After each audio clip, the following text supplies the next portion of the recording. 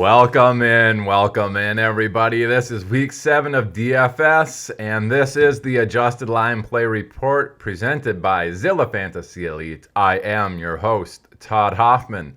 You can find Zilla Fantasy Elite over on Twitter at Zilla Fantasy. You can find myself on Twitter at Todzilla1337. Today's show is brought to you by Bang Energy, where you fuel your destiny. Looking to get a bit more bang for your buck in DFS this year? Look no further than Bang Energy to fuel your destiny while watching the Adjusted Line Play Report presented by Zilla Fantasy Elite and hosted by Todd Hoffman. Bang Energy, fuel your destiny. All right, folks, I'm just joking. Clearly not sponsored by Bang, but they are fueling this episode of the Adjusted Line Play Report for Week 7. Oh, that's good stuff, folks. All right, for those of you on YouTube, hit that subscribe button, please. For those of you listening over on Podbean, give the podcast a follow on there. Feel free to comment or anything if you've won some money in the past on either YouTube or Podbean while listening to this show. With that being said, let's get this Week 7 slate underway. It is a very interesting slate this week. We got the 6 teams on bye. They have a lot of juicy people that you normally want to get into some of your fantasy lineups, not only in redraft or your dynasty leagues, but also in DFS, and they're gone. So if you're watching over on YouTube, I'm going to scroll down here, and we're looking at Dallas, Buffalo, major fantasy implication teams there. Minnesota, got a lot of people there. Jacksonville, a lot of people involved. The Chargers, super high-powered offense. And then Pittsburgh. Those teams are all on bye this week. So our player pool from last week, even though we have 10 games on the main slate, the player pool is vastly different than it was last week. And as always, we're going to start with the number 1 ranked team total from Vegas. And I'm going to do my best to kind of tell you whether or not these have been bet up or bet down. This week, no weather implications, so we should be good there. But number 1 ranked, I believe this is the number 1 Vegas total, maybe in a few years here. But we have Kansas City at Tennessee. I believe it opened at 56.5. It's now at 57.5. It made it as high as 58 at one point. So monster total here. You're going to want pieces from this game, obviously, within DFS. You could get buried very easily by some of these people if you don't have them on your squad. But just realize that they're going to be very chalky since they're heads and above. Like, they're just so far in front of everyone else. So at 57.5, I think the next closest we have is where's the number 2 total here? 50.5. So we only have 2 games above 50, and one of them's at 57.5, which is like the highest total, as I said, in the last few years, which is Kansas City at Tennessee. And let's go over Kansas City here. They are number 7 in offensive pass protection, while Tennessee is number 17 at generating any sort of pressure. So number 7 versus number 17, huge favor there for Kansas City's pass protection. And we look at the run blocking for Kansas City, number 10 versus Tennessee, number 21 on the adjusted rush yards on defense. So a huge favor for both Kansas City pass protection and run blocking. Let's go over the pass protection first for Kansas City, number 7 versus number 17 on Tennessee. If you're going to go the pass game route, obviously Mahomes is going to be in play. He's going to be super popular this week. They have a 31-point team implied total, which is actually number 2 on the slate. We'll get into the Rams later on. But they should be scoring a lot of points here. Patrick Mahomes obviously in play.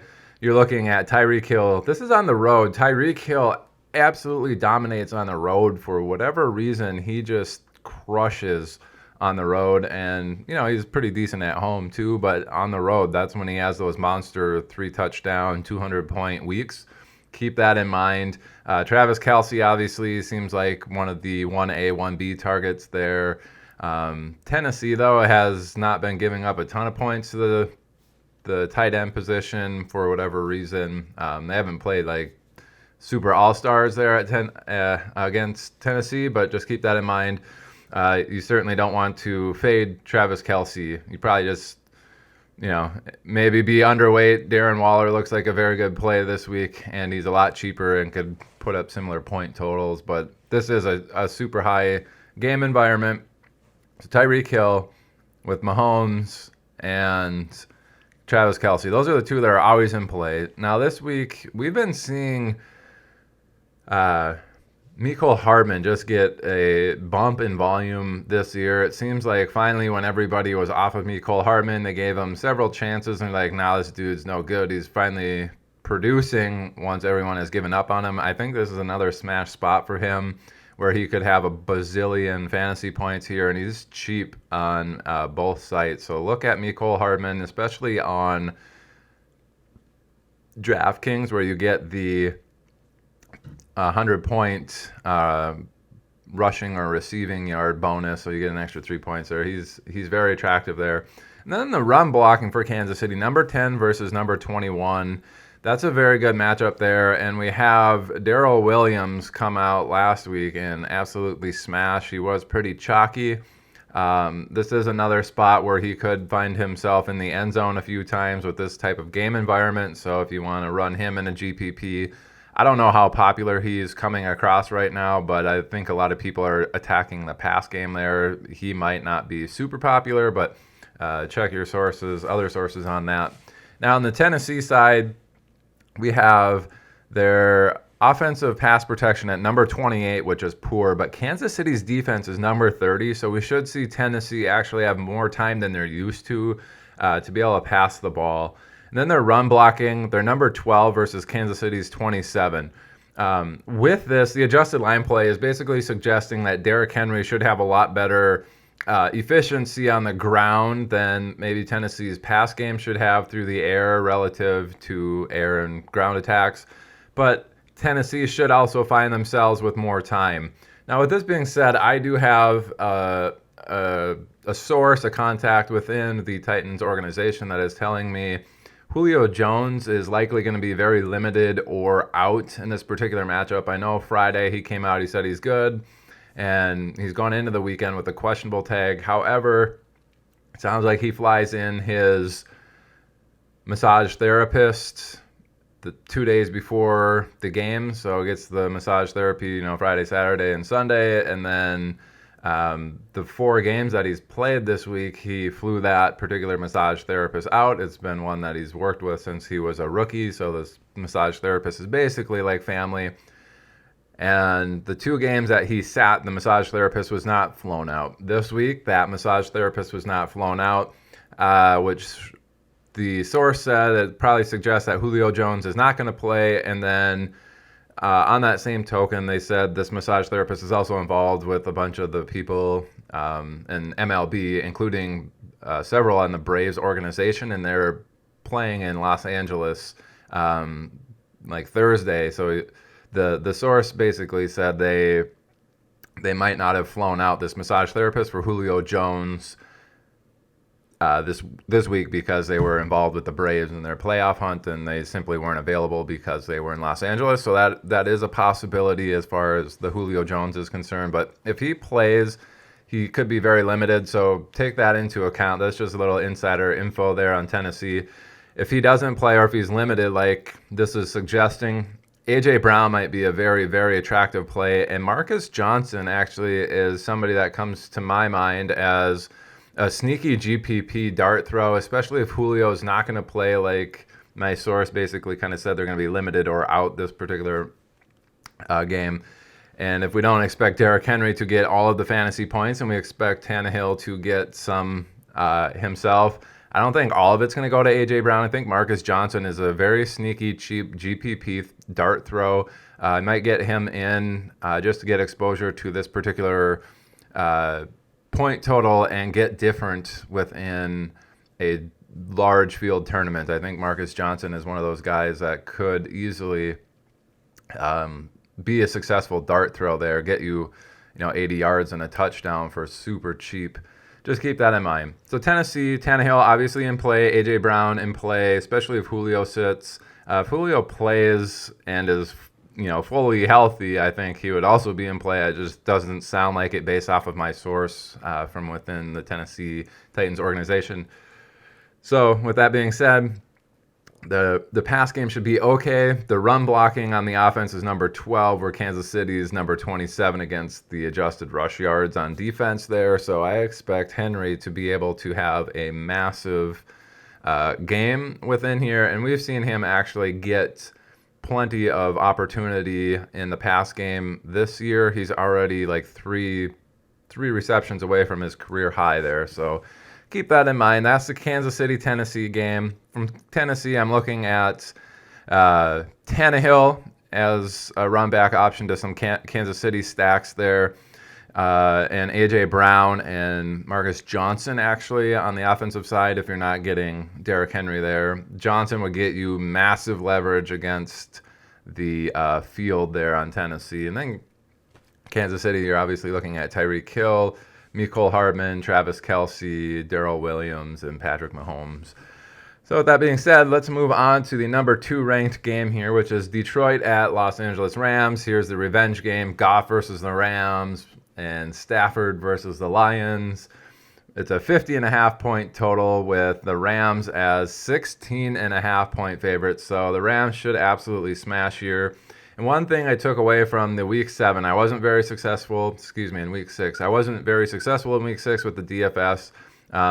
Particularly, I didn't put a ton of time into it, and I had a lot less lineups than I usually do. But I didn't have a lot of Rams in there, even though during the adjusted line play report and the tweet that I sent out, I told you to get the Rams in your lineups. I had a lot of the running back there, Darrell Henderson, but I didn't have a whole lot of Cooper Kupp or Matt Stafford. I didn't have any of those guys, to be honest, with the few teams that I put in. So this might be a get-right spot for, these makeup games where the Rams have a 33.5 point team implied total. I think they can absolutely smash Detroit here, but we're going to look at Detroit first. Offensive pass protection, number 15, the Rams, number 12. So that's kind of a wash. Expect the normal pass protection people or the pass game options for Detroit to get work. That's DeAndre Swift, that's TJ Hawkinson, and right now Amon-Ra St. Brown. Tyrell Williams should be coming back here within the next week or two, so keep an eye out for that in your redraft leagues, and especially Scott Fishbowl. He's somebody that's going to be on your waiver wire most likely. As far as the run blocking, we have Detroit at number 20, Rams at number 12. Again, that's somewhat of a wash, but more of an advantage for the Rams. I wouldn't expect Jamal Williams necessarily to be in play here. And I don't think the Rams are going to necessarily get after Detroit as well as people think in a Rams-Detroit type of matchup, but they do pass a lot underneath to Swift and Hawkinson and Amon-Ra St. Brown. So those are the people I'm looking at. I'm probably not looking at a whole lot of Goff in this particular matchup. The revenge narrative is just that. It's a narrative. But on the Rams side, again, Detroit, you're looking at Swift, you're looking at Hawkinson, and that's pretty much it. Maybe Amon-Ra St. Brown is a dart throw, cheaper option, and probably not a whole lot of Goff. On the Rams side, however, we look at their offensive pass protection, number 2. Detroit's actually number 6 in the defensive pass rush. So Detroit should be able to at least get some pressure on Matt Stafford, which is good. It's probably going to lead to a few more underneath looks than they're typically used to. They are airing it out quite a bit. So the underneath people, pretty much everyone there can get underneath. But that's Robert Woods, it's Cooper Kupp, Tyler Higbee, and the running backs. Those would be who you're looking at more than, say, Van Jefferson or Tutu Atwell or Deshaun Jackson going deep. I don't expect them necessarily to get a ton of those 30-plus yard targets like they're used to there in Los Angeles with the Rams. The run blocking offense, though, we have the Rams at number 7 and Detroit at 25 for the adjusted rush yards on defense. So a number 7 versus a number 25 matchup. That's an absolute smash. With the Rams being such a high total here, I would fully expect not only Darrell Henderson to have a massive week like he did last week, and with the pass protection being the way it is, also getting some dump-offs or a few more dump-offs than he's perhaps used to. So I could see him getting 4 or 6 targets, somewhere in that range. Sony Michel might also be in play here. I know he had a little dinged-up stuff going on this week, but I think he's coming in without an injury designation with his shoulder. But if they're going to be up massively, we saw the backups come in pretty early in the matchup last week for the Rams. This could be another scenario where that happens. So look into maybe some of those backups there for the Rams, which, again, Tutu Atwell, he's more of the deep threat, but it could get a little interesting there with them being up. But I do like Henderson in this matchup. He's going to be very chalky. Cooper Kupp's going to be very chalky. But Robert Woods, I think, with the underneath stuff, he's probably in line for a few more targets than what he's been typically used to so far this year. So, and he's a good way to get leverage. Matt Stafford obviously in play here as well against Detroit. I think I might have a few stacks of Robert Woods and Cooper Kupp with Stafford. I think he's going to come in a little bit lower rostered than some of the Tennessee and Kansas City games there. That does it for the number 2 game. We're going to look at number 3 here, which is Philadelphia at Las Vegas. That's a 49-point total, and we have Las Vegas as 3-point home favorites there. We're going to start with Philadelphia on their offensive side. Their offensive pass protection, number 16. Las Vegas is number 16 as well. Absolute wash there. That's a tie. Number 16, number 16. They're in the middle of the road, both of them. So expect your normal stuff from the air attack there from Philly, which is pretty much just Dallas Goedert and Devonta Smith with some Quez Watkins explosive plays. I think that's still in play. The run blocking for Philadelphia, number 21. Not great, but not horrible. Las Vegas at number 19. So Philly might be able to run the ball a little bit more efficiently than they're used to, which could lead to a Miles Sanders, not necessarily fantasy explosion, but more points than what he's been giving you this year. Obviously with Philadelphia, I'm looking at playing Jalen Hurts. If I'm going to play anybody from Philadelphia, that's who I want to play, especially in cash. I don't know what kind of upside he's got in this game compared to some of the other plays on the slate this week for getting you there in a tournament, but he's probably viable there. Run it back with either Dallas Goedert or Devonta Smith, just one pass catcher. If you want to fade that side and say, hey, like I think Miles Sanders is just going to blast the Raiders and have a huge week, I don't think Miles Sanders is going to come in more than 5 or 6% rostered, so he is a great leverage play against the rest of the field if he has a monster week. He is cheaper than most other running backs, and no one's going to be on him, so that could be a very excellent GPP play this week. And let's move over to the Las Vegas side. We have their offensive pass protection as number 18, but Philadelphia number 8 on the defensive pass rush. They do get after the quarterback a little bit. I would expect Vegas maybe to have a few more underneath pass looks, even though it seemed like with John Gruden gone last week that they kind of opened up that offense a little bit and started passing more. I don't know if this is going to change in week 2, if they're going to come up with a different game plan, considering Philadelphia does have a solid pass rush there. If they do, it's going to be more underneath stuff, so it's probably going to be Darren Waller and Hunter Renfrow.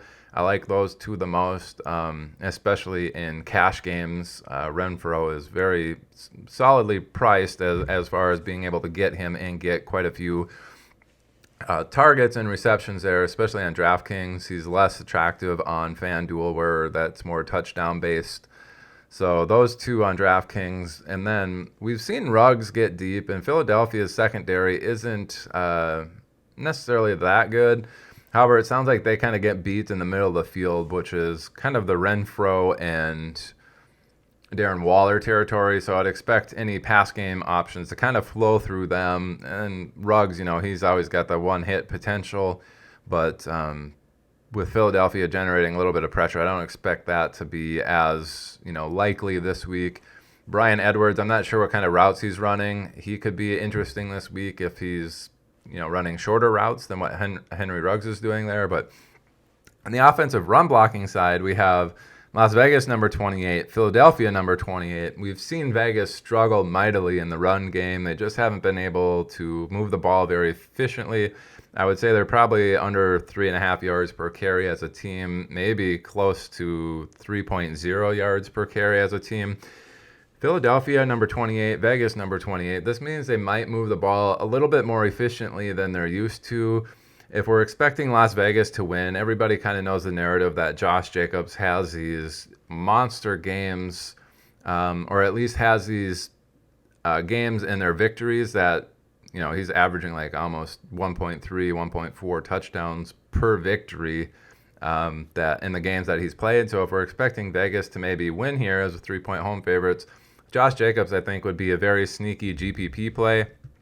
Certainly not interested in him as far as cash game option, but both these running backs in this game, Josh Jacobs and Miles Sanders, were very interesting GPP kind of dart throws as far as running backs. And the running backs this week are going to be very concentrated on a few people, as we've already seen, like Darrell Williams, Derrick Henry, and then from this last game we have Swift and we have Henderson. Those are going to probably be some of the most popular running backs here. Nobody wants Miles Sanders. Nobody wants Josh Jacobs right now. They just haven't produced. This could be a spot where they win you some massive money in a tournament, so keep that in mind. Now let's head over to the number 4 game on the slate, which is Washington at Green Bay. So we're already dropping from 49 down to 47.5 here. I believe they are tied for number 4 here with another game, and we'll get to them soon. But 47.5 point game total from Vegas. This is being bet down pretty significantly. I think this started at 49 or 49.5, and the heavies in Vegas are betting it down, so keep that in mind. Green Bay 8-point home favorites here over Washington, and Washington's where we're going to start here. Number 3 in offensive pass protection, Green Bay 11th at generating a pass rush. So Washington might be able to pass the ball and have time to pass the ball. Green Bay is still out a lot of defensive players on their squad, including Jair Alexander and some of their pass rush people. So keep that in mind. I think McLaurin, a lot of people, he was super chalky last week against Kansas City, and he gave you like 3 catches for 20 yards. Absolutely disappointed. A lot of people are going to be turned off of that. This might be the week where he comes back, gives you 10 or 11 receptions, 130 yards, and 2 touchdowns. So just keep that in mind.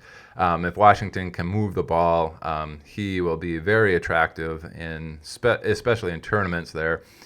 And the offensive run blocking side, we have Washington at number 18, so a little bit worse than middle of the road, but Green Bay, number 26.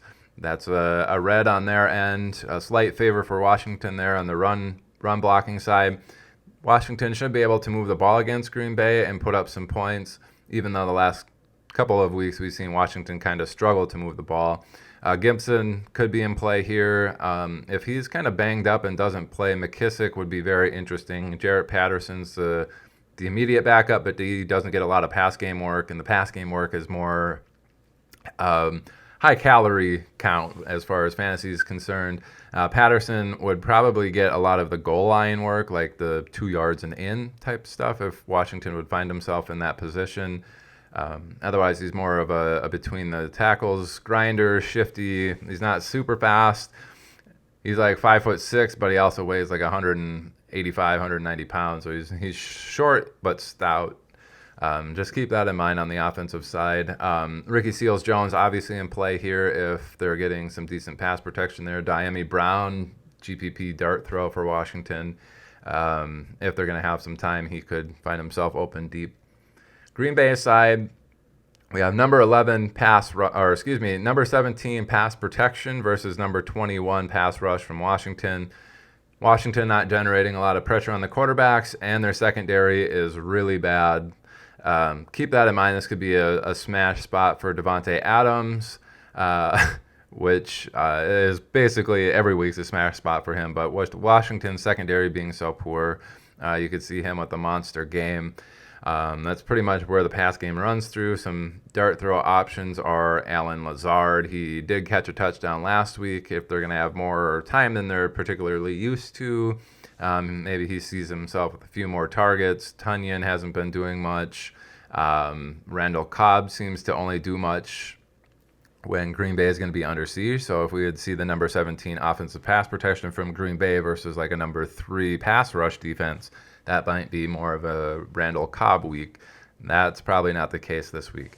On the run blocking side for Green Bay, we have number 13 versus Washington, number 8 adjusted rush yards defense.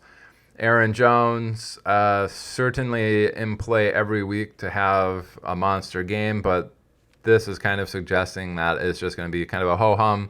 Nothing that you want to write home about. He's probably going to get his production, but it might not be in a grand scale. But keep him in mind for GPP options. I think he's probably the second highest salaried running back this week on both sites, and not a lot of people are going to be playing him just because of those previous 4 guys that I had mentioned are going to be so popular.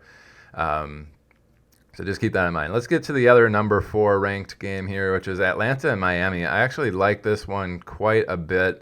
Excuse me, there's 3 that are tied for 4. So we have another 47.5 game after this Atlanta-Miami game, which we'll get to, which is in the late slate, or the late end of the main slate. But Atlanta and Miami, I like this one. I think this probably shouldn't be 47.5. If anything, this should be bet up higher. I don't know why it's 47.5. Both defenses are pretty poor against the pass, just in general. And Miami and Atlanta certainly have explosive players on that side of the ball. Both of them struggle to run the ball. And that usually means more efficient pass plays than less efficient run plays, which is good for fantasy production. I would bet the over on this, 47.5. We have Atlanta actually has 2.5-point road favorites for Miami. I don't know why that would be, but I expect this to be kind of a back and forth game, and one of those that you can get sneaky on within a GPP tournament. I think you can get a lot of guys here as your one-offs and be very successful this week in your tournaments. So let's start with the away team, Atlanta. Number 11, offensive pass protection versus Miami's 25th ranked pass rush defense. Atlanta should have plenty of time to pass the ball. You're looking at Kyle Pitts, you're looking at Cordero Patterson, and you're looking at Calvin Ridley coming back. And I think that's pretty much who you're going to want on the Atlanta pass game. Don't look at Russell Gage and Olamide Zaccheaus. Those guys probably aren't in play. They haven't done anything all year. Looks like everything runs through Cordero Patterson and Calvin Ridley and Kyle Pitts. On the run blocking side, it's kind of a wash. Atlanta 19 in run blocking, Miami 18 in the adjusted rush yards on defense. Probably can avoid Mike Davis.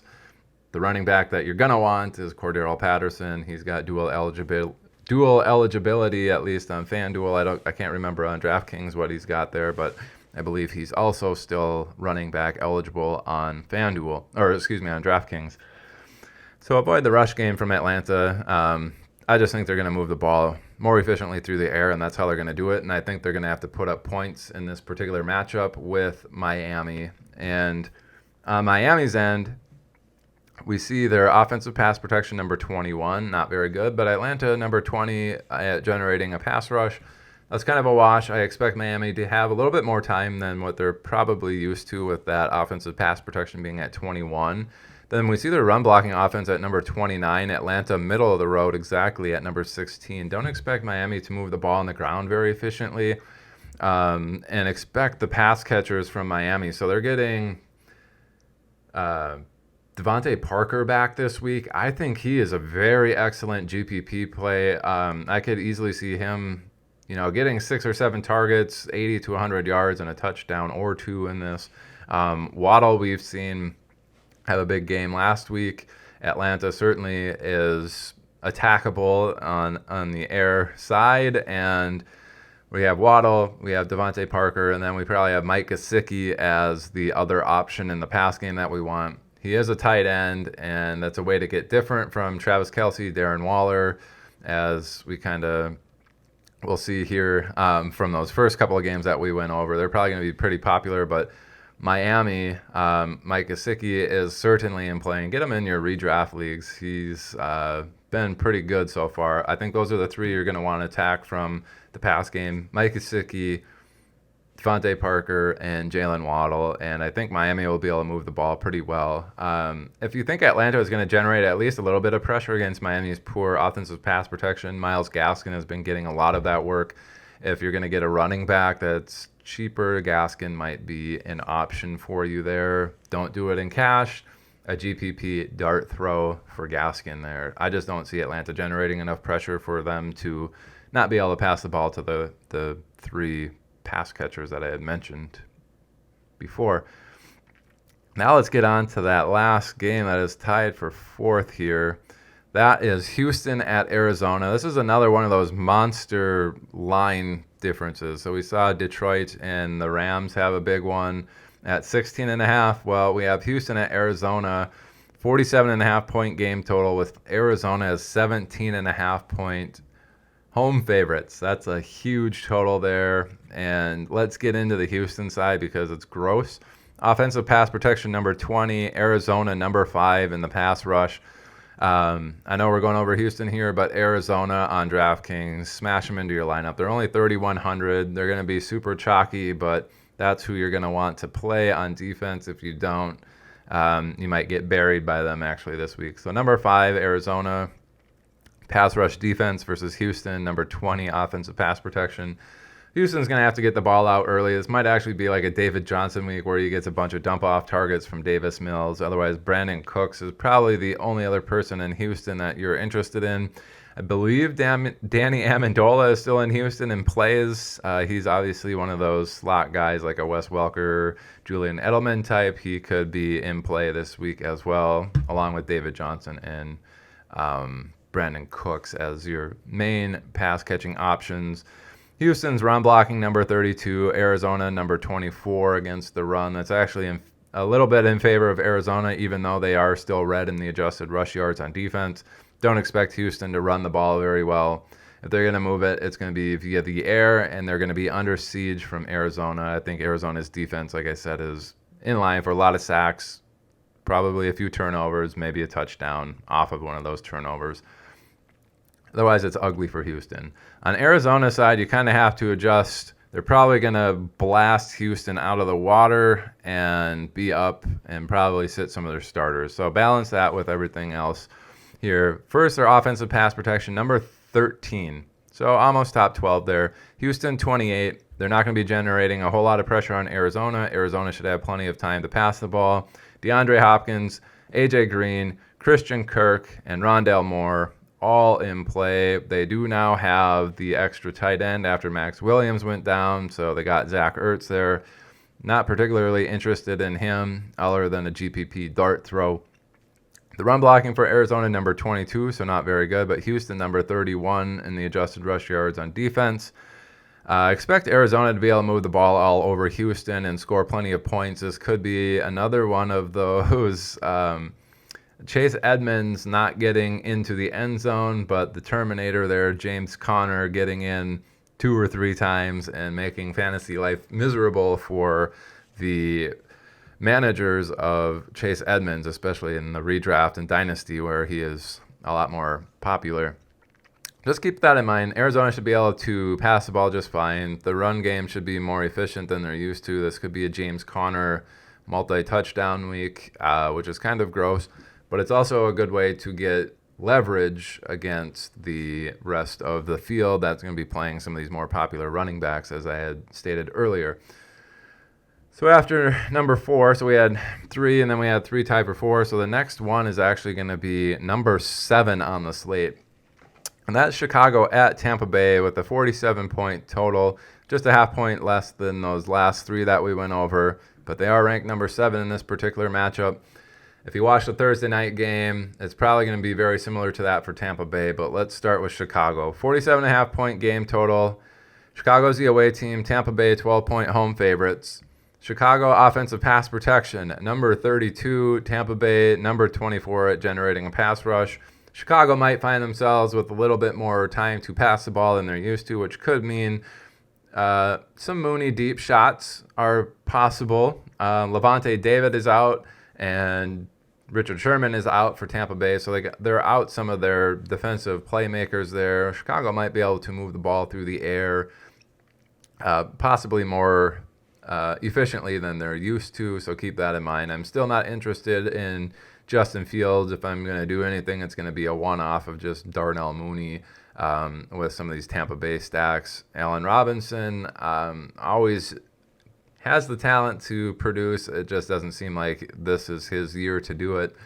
The run blocking unit for Chicago's number 11, so pretty good, but Tampa Bay just very stout against the run. They're number 4. Khalil Herbert, I don't expect to get very efficient. Don't expect him to have a very efficient week against Tampa Bay. If Tampa Bay is getting after the quarterback, though, he could see himself with quite a few targets. Just keep that in mind. Those are about the only people I'm interested in for Chicago. Darnell Mooney and Khalil Herbert as just a dart throw, expecting him to get quite a bit of pass work if you think Chicago is going to be under siege and it gets some dump offs there. But that doesn't seem like a huge part of Chicago's game right now. The Tampa Bay side, though, they are 29.5 points team implied total, which is probably number 3 on the slate here. I do like them. And actually, let's go look. What was Arizona's team implied total? 32.5. So Kansas City, actually, with their 31, was like third. Tampa Bay here, 29.5 point. Team implied total is number 4 on the slate. Tampa Bay offensive pass protection, number 4. Chicago actually number 1 at generating a pass rush. We saw this just last week when Tampa Bay was playing somebody with a very good pass rush. It kind of led to running back dump offs, and it led to tight end targets, and it led to Antonio Brown and Chris Godwin targets, who are more the underneath people, while Evans is more of the outside clasher and doesn't necessarily get those underneath or intermediate targets when they're going to be under siege. To go along with that last week, the defense that Tampa Bay was playing was pretty poor against the run, even worse than Chicago is. But we have Tampa Bay at number 3 on offensive run blocking versus Chicago number 22.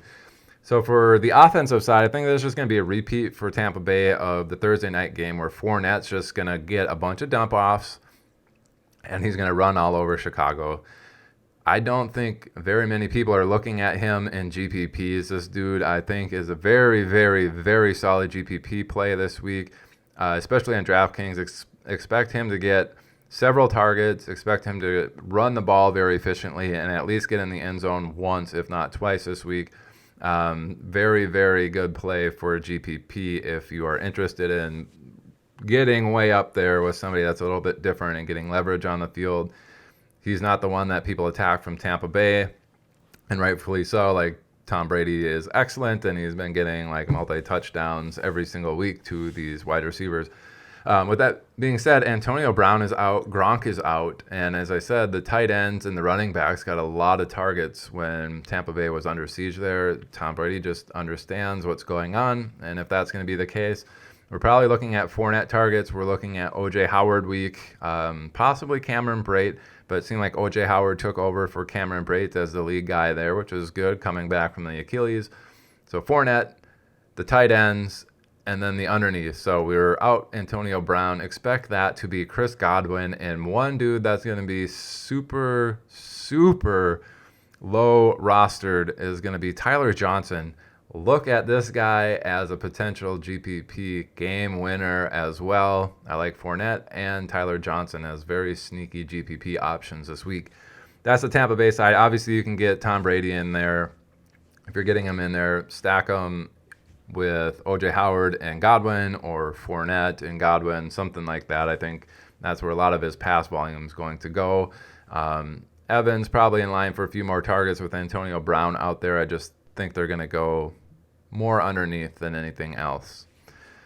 So keep that in mind. Let's get to the next one on the slate here, which is number 8, and that's Cincinnati at Baltimore. So we go from 47 all the way down to 45.5 here with Cincinnati at Baltimore. This one started, I want to say, way up at 48, 47.5, and has been bet down 2 points already. Not sure the reasoning behind that, but obviously the Sharps in Vegas think that's not going to be a very high-scoring matchup. We'll look at it. Baltimore 6.5 point favorites there with the 45.5 point total. Cincinnati offensive pass protection number 24, so pretty poor. Baltimore number 14 at generating a pass rush. They should be able to get after Cincinnati, which is just going to lead to more dink and dunk targets. Probably looking at more Jamar Chase and Tyler Boyd and possibly Chris Evans here. I don't recall what Samaj P. Ryan's COVID scenario is, if he's going to be back, but if they're going to be under siege, again, that's going to be more of your tight ends, more of your running backs, and like the Tyler Boyd type of people that are running those underneath and intermediate routes. Higgins has actually been out targeting both Jamar Chase and Tyler Boyd when all three have been playing, so keep that in mind as well. But I don't think this is a smash spot for their pass game necessarily. It's going to be more of the dink and dunk variety. On the run blocking side, we have Cincinnati at number 6, so they are very good. We see the Frank Pollock turnaround there. The guy must be clearly good in the run game coordinating, which is why he was brought in. But Baltimore, unfortunately, number 5 at the adjusted rush yards on defense. Kind of a wash there, so Mixon probably going to have an okay game, but not be as efficient as perhaps they're used to being in some of their matchups here. I just think Cincinnati's not going to be able to move the ball very well against Baltimore, even though Baltimore, prior to last week, had been getting just absolutely smashed by a lot of people, at least in the pass game. So let's transfer over. Cincinnati side, like I said, the dink and dunk passing, which could lead to more targets for Mixon, Chris Evans, those types of guys. Samaj Pirine, if he's in there. But Baltimore side, offensive pass protection, number 26. Not very good. Cincinnati, though, number 22 in the defensive pass rush. So we're looking at kind of a wash there. Baltimore should have some time to pass the ball. On the passing side, we're looking at Hollywood Brown, Mark Andrews, and Rashad Bateman, and that's probably it. Bateman just came in his first game as a rookie, commanded the most targets, tied with actually Mark Andrews, and had one more than Hollywood Brown. So those three are probably going to be your main target hogs the rest of the season. Just keep that in mind. Those are the pass catchers from Baltimore. They're probably going to have a little bit more time than they're used to, so Hollywood Brown might see a target deep that they connect on. Otherwise, Bateman and Andrews, I think, are the guys that are going to be getting open a little bit better, and this is going to push Hollywood Brown into more of the stretch Z role, which he should be in. Baltimore's offensive run blocking is number 24. Cincinnati, number 2 on the adjusted rush yards on defense. Don't grab any of the Baltimore running backs. This is not a game for them. Just gross. I believe Latavius Murray is out, so you're looking at Lev Bell and Devonta Freeman and Tyson Williams. I think it's going to be a 3-headed committee, and you don't want any of them for DFS. So keep that in mind. It's kind of a game I'm going to avoid in general unless I'm getting a Lamar Jackson of some sort. Mixon might be sneaky, but yeah, it's kind of a gross game. Now let's get on to number 9. I think we have 2 of them here tied for number 9, and those will be the last 2 games that we go over here. So the first one that we have is Carolina at the New York Giants, and this could be a little bit more interesting for fantasy purposes. 42.5 point total. 3-point road favorites for Carolina, which is very interesting. I don't know if I want to go ahead and hit the purge siren there, but the Giants actually, they might find themselves as the victor in this particular matchup, but we'll see. Offensive pass protection for Carolina is the 3-point road favorites in this low total, 42.5. It's being bet down as well, I believe. 23 offensive pass protection versus 23 pass rush for New York Giants. That's kind of a wash. DJ Moore is the target that you want in the pass game. If you expect Carolina's pass protection to falter against the Giants' defense, then you can also look at Chuba Hubbard getting a few more of those dump-off targets. It doesn't seem like the tight ends are getting involved, even though the offensive pass protection isn't so good there in Carolina. Carolina's offensive run blocking also number 23, but the Giants, number 32 in the adjusted rush yards on defense, absolute worst in the league. Carolina should find themselves running the ball a little bit more efficiently than they used to. If Chuba Hubbard is going to be getting targets and having a little bit of more efficiency or a better run game than he's used to, he is certainly in play here. Compared to that Cincinnati Baltimore game, I'm a little bit more interested in having him in my lineup, even though the total is pretty low. On the Giants side, we have the offensive pass protection at number 12, so pretty good, but Carolina's number 4 at generating a pass rush. Carolina defense could be in play here, especially if they're going to be generating a lot of pass pressure. We saw Daniel Jones with multi-turnovers last week and just looked horrible. But the Giants could possibly handle themselves against Carolina's defensive front there. And if you think that's going to happen, they have a bevy of injuries there. But Galladay's out, Barkley's out. I think Kadarius Toney's out. So Slayton, Shepard. Shepard would be the one that I'm looking at the most since he's kind of the slot guy that gets a lot of targets. And if they're going to be under siege, he's probably going to be peppered with targets. Otherwise, maybe dumping it off to Devontae Booker. I'm not sure what Evan Ingram's deal is, but I think he's going to play. Otherwise, tight ends are always an option, although Ingram's not necessarily one of those tight ends that's known for getting open underneath and securing the passes either. On the run blocking side, the Giants are number 31. Carolina's number 9 in the adjusted rush yards on defense. So Carolina's defense should be in play here for GPPs. A lot of people are going to be on Arizona. I think Carolina could be in line for a good game as well. Like I said, I wasn't sure if I want to do the upset there. It's just Carolina has been looking really poor lately, and I don't expect them to necessarily move the ball super efficiently with their offense. So that's the tied for 9th game. And then we have the last one here, New York Jets at New England, a 42.5-point game total again. New England, 7-point home favorites versus the Jets. We start with the Jets, 31st in offensive pass protection. Very poor, second from the bottom. New England, 18 defensive pass rush. So they should be able to get after the quarterback there, which means probably another 4-interception game for the Golden Boy over there in New York.